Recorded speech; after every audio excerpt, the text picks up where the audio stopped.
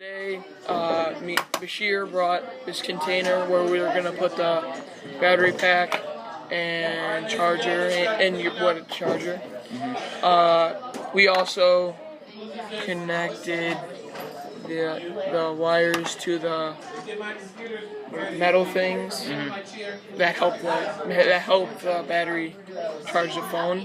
Yeah, so we connected the red wire to where the positive battery would go, and the black wire to where the negative battery would go. And we're gonna be testing this and everything next class, and hopefully it works. Today we realized that our project is what we planned out. It did not work because Apple had this precaution made that the green and white wires that we ignored, those need to have power run through them too, because this way the other people won't use cheap cables to charge their iPods instead of like the Apple cables.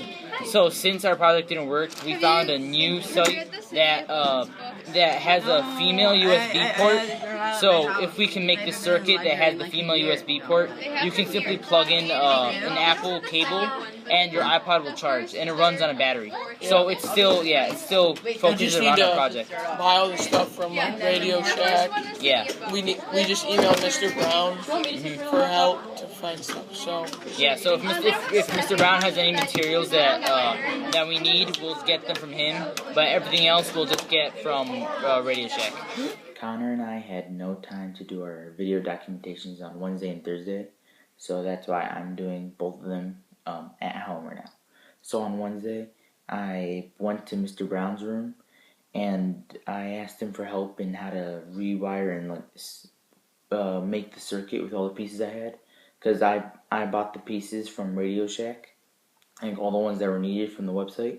So me and Mr. Brown went through the steps, and like at the end we had them all down except for the female USB port, because the female USB port had just two metal prongs and those weren't wires. So the only way to get those to connect to a circuit was to hot glue a wire on them from one end so that they can connect to the other end. On Thursday, Connor and we tried to hot glue the two wires onto the female USB port, and we spent about like 45 minutes trying to find a hot glue gun first and then just trying to get it to stick. In the end, it just wouldn't work, so we gave up on that idea and decided to just hold it down for our presentation, like actually hold it in place. So then, so that we would be doing something productive for that day, we wrote a document, Word document, on how the circuit works, just so that anyone who wants to actually know the schematics of how it works can just look over there. So yeah.